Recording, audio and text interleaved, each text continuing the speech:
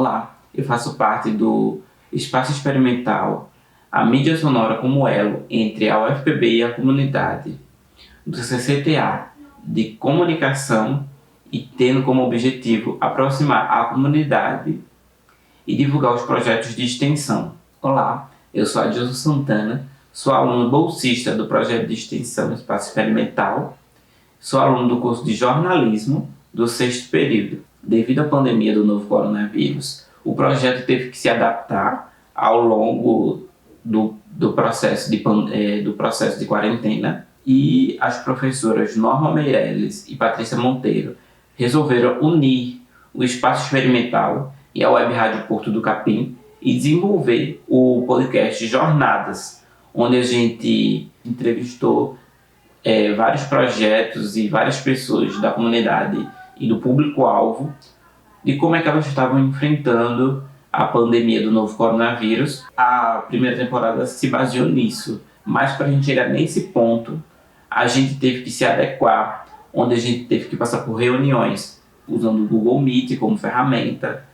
para falar sobre o projeto, o que é que ia mudar, como ia ser esse processo de adaptação. Então aí a gente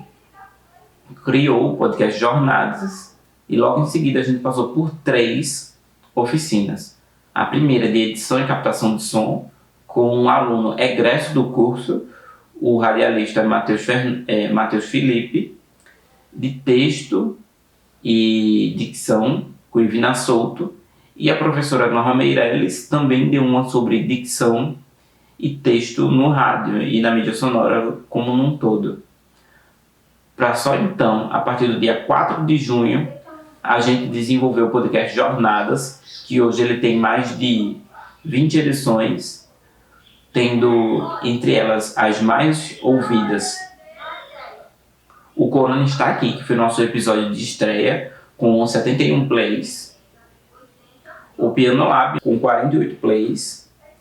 e um episódio sobre educação especial, onde teve 41 plays. Então a gente pode ver que teve uma procura até relativamente grande, dado que o podcast é recém-criado. Então a gente avalia como sendo bem satisfatório essa questão da procura pelo podcast. A parte de produção é onde a gente discutia as pautas, onde a cada 15 dias as 2 equipes, como fomos divididos assim, juntando os 2 projetos, a gente discutia entre nós, os alunos, bolsistas e voluntários, para falar sobre como seria as pautas, como é que a gente estava pensando fazer. Então, todas as pautas eram discutidas e aprovadas pelas e com as professoras, né? O processo de pós-produção se dava na semana de exibição do programa, alguns dias antes. O podcast ia todos os dias, nas quintas-feiras, e o processo de edição começava na segunda ou terça-feira no máximo, para assim, na quinta-feira, ele ia ao ar, né? E no que se tratava de divulgação, a gente desenvolvia artes para cada episódio, com as legendas, né, para a gente colocar no Instagram,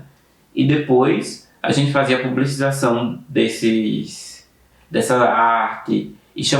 fazia esse chamamento para os ouvintes através dos stories no Instagram dos projetos em si, tanto